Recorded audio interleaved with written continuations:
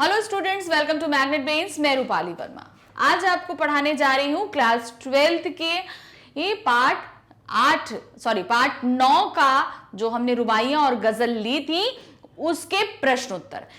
रुबाइयां और गजल की जो व्याख्याएं हैं वो इसके पहले वाले वीडियो में हम कंप्लीट करा चुके हैं। ये दोनों ही लिखी थी फिराक गोरखपुरी जी ने। तो इनके प्रश्न उत्तर देखते हैं। जो पहला प्रश्न है क्या है, शायर राखी के लच्छे को बिजली की चमक की तरह कहकर क्या भाव व्यंजित करना चाह रहा है। तो उन्होंने बताया कि जैसे कोमल को काले काले बादलों के बीच बिजली चमकती है उसी तरीके से ये लच्छे चमक रहे हैं, मतलब ये मन में जो है बहुत ही अच्छे भावों को पैदा कर रहे।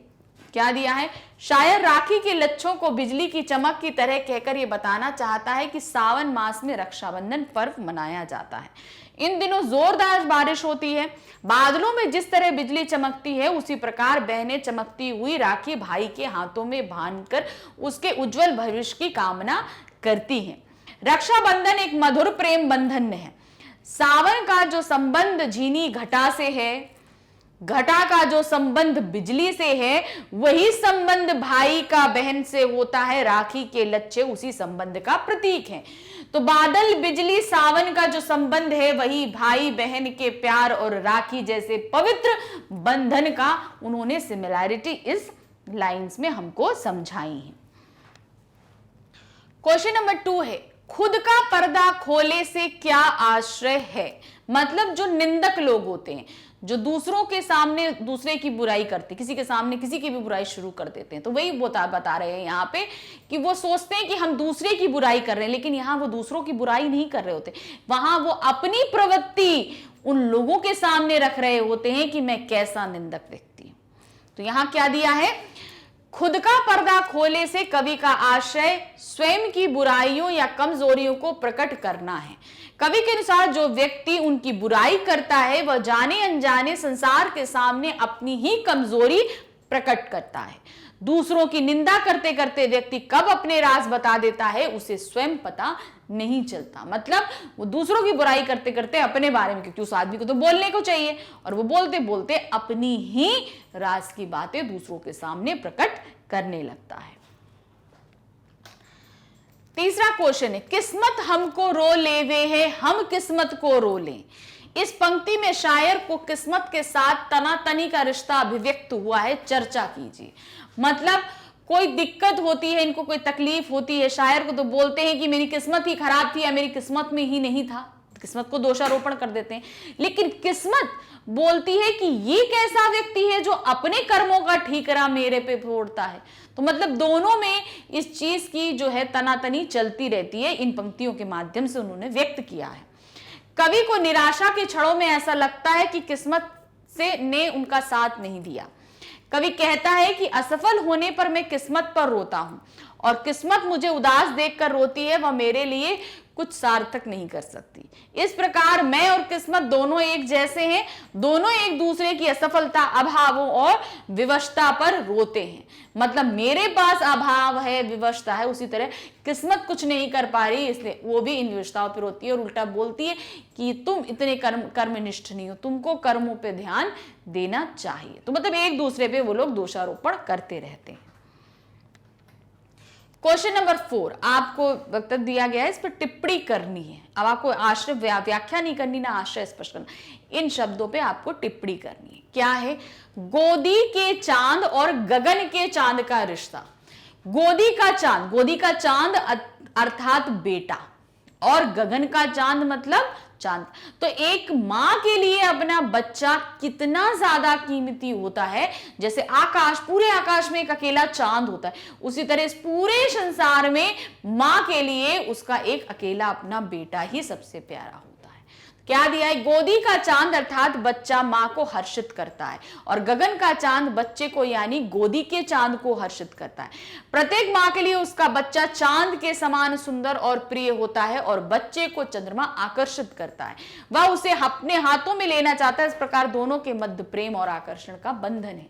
तो पूरे आसमान में अकेला चांद होता है, और मां के लिए सिर्फ उसका बेटा सबसे, जैसे चांद प्रिय होता है वैसे बेटा प्रिय होता है, और उस बेटे को चांद बड़ा प्यारा होता है। तो दोनों का संबंध इससे बताया गया है कि मां के लिए बेटा प्रिय है, अर्थात उसका चांद का टुकड़ा, और बेटे के लिए वो चांद प्रिय। तो ये संबंध है उनमें। दूसरी जो टिप्पणी हमें करनी है, सावन की घटाएं व रक्षाबंधन का पर्व। अब रक्षाबंधन का पर्व सावन में आता है, तो सावन की घटाएं छाई रहती हैं, रक्षाबंधन में जो है चारों तरफ राखियों की घटाएं छाई रहती हैं। तो इस तरीके से ये संबंध स्थापित होता है। सावन का जो बादल से, बिजली से, घटा से होता है, वही रिश्ता सावन में रक्षाबंधन, राखी और भाई बहन के प्रेम का भी होता है। तो क्या दिया है? रक्षाबंधन एक मधुर बंधन है। सावन में रक्षाबंधन आता है। सावन का जो संबंध झीनी घटा से है, घटा का जो संबंध बिजली से है, वही संबंध भाई का बहन से होता है। भाई बहन के मन में प्यार की भावनाएं होती हैं, तो उनके बीच का जो बंधन होता है वो बहुत ही अटूट होता है।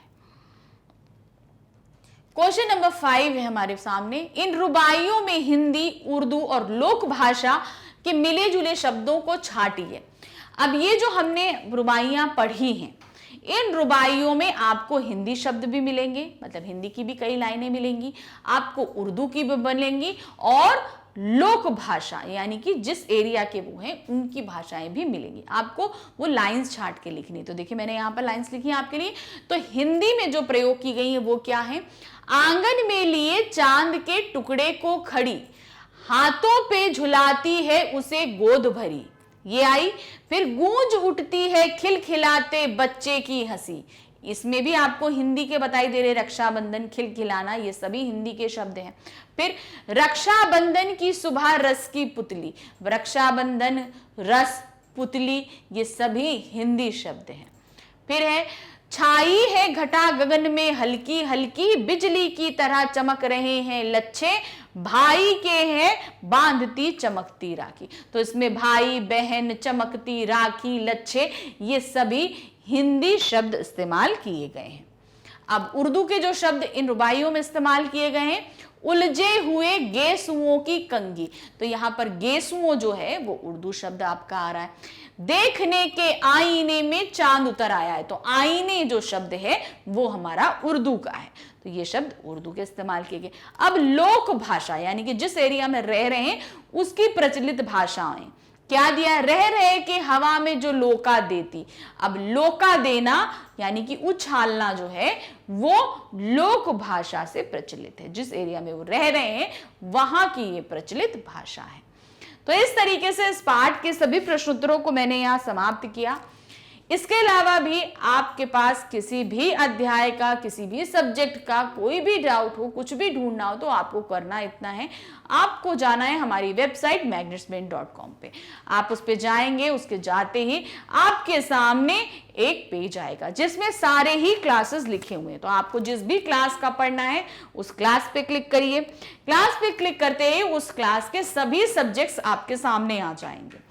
तो जो भी सब्जेक्ट में आपको जिस भी सब्जेक्ट से रिलेटेड डाउट है वहां पर आप क्लिक करेंगे तो वहां पर वॉच नाउ पे क्लिक करते ही आपके सामने उस सब्जेक्ट के उसमें जितने भी बुक्स हैं, जितने भी चैप्टर्स हैं, सभी आ जाएंगे। तो जिस भी चैप्टर का आपको पढ़ना है क्लिक करिए, उसको क्लिक करते ही आपके सामने टॉपिक्स आएंगे सारे। तो जिस भी टॉपिक में आपको डाउट है क्लिक करेंगे और आपके सामने आपका वीडियो स्टार्ट हो जाएगा। इस वीडियो को देखिए और अपने सारे डाउट्स को क्लियर कीजिए और इस तरीके से अपनी पढ़ाई को आसान बनाइए। Thank you for watching. Bye bye.